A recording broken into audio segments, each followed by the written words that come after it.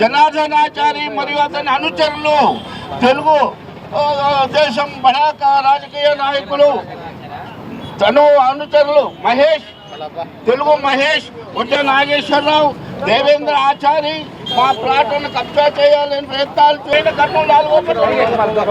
FIR register చేయబడింది. అనుకూలంగా stay vacant order ఇచ్చినది.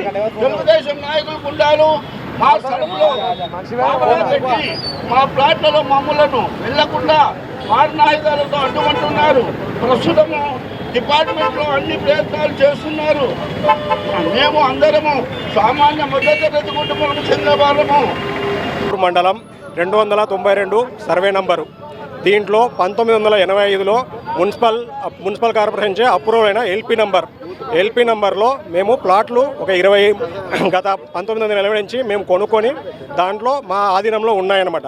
కానీ రీసెంట్గా మన తెలుగుదేశము నాయకులు తెలుగుదేశం కార్యకర్తలైన జనార్దన్ ఆచారి వాళ్ళ అనుచరులు తెలుగు మహేష్, వడ్డే నాగేశ్వరరావు వాళ్ళు పోయిన నెల అంటే అక్టోబర్ 5వ తారీఖు ఏదో 1914లోని ఒక సృష్టించిన డాక్యుమెంటు తీసుకొని ఈ మా యొక్క స్థలం అని చెప్పేసి అక్టోబర్ రాత్రి దౌర్జన్యంగా మా అందరి ప్లాట్లు అక్కడ ఉన్న ఒక ఇల్లు మరియు కాంపౌండ్ వాళ్ళని తీసేయడం, అంటే బుల్డోజర్తో తీసేయడం జరిగిన తర్వాత అక్టోబర్ 6వ తారీఖుగా మేము 6వ తారీఖు వెళ్ళి ప్లాట్లు చూసుకుందామని వెళ్ళాము.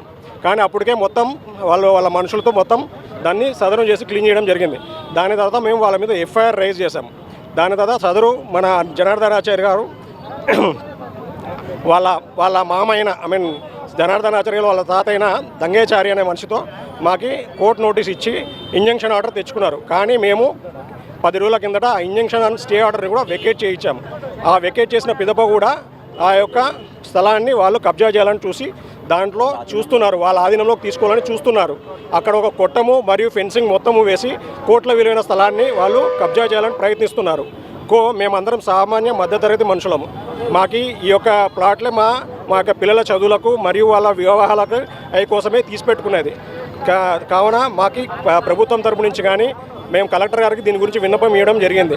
కలెక్టర్ గారు మంచి హృదయంతో వెంటనే స్పందించి దాన్ని ఆక్రమించబోతున్న వాళ్ళ మీద చర్యలు తీసుకోవాలని చెప్పేసి అందరికీ ఆర్డర్స్ ఇవ్వడం జరిగింది. పోలీస్ డిపార్ట్మెంట్ గారికి మరియు ఎంఆర్ఓ గారికి వాళ్ళు చెప్పడం జరిగింది. సో కలెక్టర్ ద్వారా మా యొక్క విన్నపాన్ని ఇచ్చాము. సో దీనివల్ల ఏమవుతుందంటే సామాన్యుల ప్లాట్లకి భద్రత లేకుండా పోతుంది. సో మేము గౌరవనీయులైన ముఖ్యమంత్రి నారా చంద్రబాబు నాయుడు గారికి, ఉప ముఖ్యమంత్రి గారైన పవన్ కళ్యాణ్ గారికి, మన విద్యాశాఖ మంత్రి అయిన నారా లోకేష్ గారికి ఈ యొక్క ప్రెస్ మీట్ ద్వారా మేము విన్నపించుకుంటుంది ఏంటంటే సామాన్య ప్రజల ప్లాట్లకు స్థలాలకు భద్రత కల్పించండి. మా యొక్క ప్లాట్లను ఆక్రమించుకోకుండా మా యొక్క ప్లాట్లు మాకు తిరిగి మా చేతికి అందజేయాలని కోరుచున్నాము. మేము కూడా కోర్టు ద్వారా కూడా వాళ్ళకి సమాధానం చెప్పడం జరిగింది. కానీ ఇక్కడ ఏమంటే మేము సామాన్య ప్రజలము, వాళ్ళని ఎదుర్కోవాలంటే మాకంత బలం ఉండదు. నా పేరు కృష్ణ. ఉన్నారు 37 మంది ప్లాట్లు ఉన్నాయి. దాంతోపాటు ఒక 80 సెంట్ల స్థలం ఉన్నది.